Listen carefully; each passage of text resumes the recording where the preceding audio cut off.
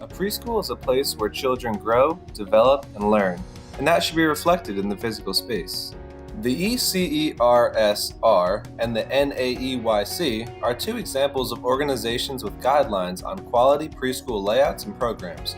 Government regulations will also apply. Here are some categories to help us organize the things that we need to consider. Now, let's take a look at my model classroom and break it down a little to understand the layout. You can see that we have allotted ample space for a wide array of centers, each designed around specific interests and activities.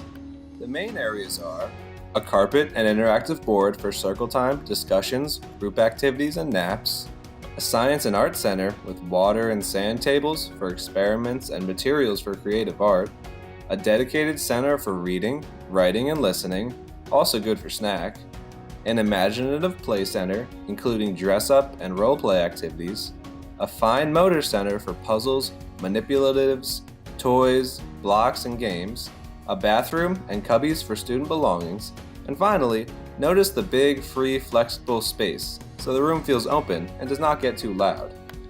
Kids this age are extremely active and need ample opportunity for activity to develop their motor skills as well as their social skills as they play with friends. To develop fine motor skills, kids should have access to blocks, puzzles, and similar games, and also be able to practice cutting, drawing, tracing, folding, and similar activities. Art is a wonderful outlet for expression and communicating emotion while working on motor skills. It's additionally good for social and cognitive development as kids practice problem solving and creativity. Rhoda Kellogg's stage theory of artistic development shows the marked change in artistic expression that should be monitored and helped along as children develop. Children this age are right in the middle of Piaget's pre-operational stage of cognitive development. They are very curious little egocentric explorers, so we have a lot of books, toys, and other materials that allow them to explore many different topics as their interests grow. Preschoolers love role-playing and things like costumes and kitchen equipment that can aid in expression and social development. Vygotsky suggested that social interaction goes hand in hand with cognitive development, especially at this age, so group activities and play should be fostered and encouraged as it helps with social development. We allow children to be challenged with activities, as they need varying levels of difficulty to gain mastery. We like to have students who grasp things very well explain them to their classmates in small group activities. It is also important to have quiet spaces that encourage the development of private internal speech.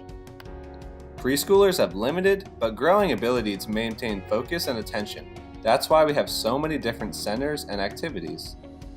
We must keep in mind that students may have drastically different home environments, and in many cases, preschool is the main medium for their development.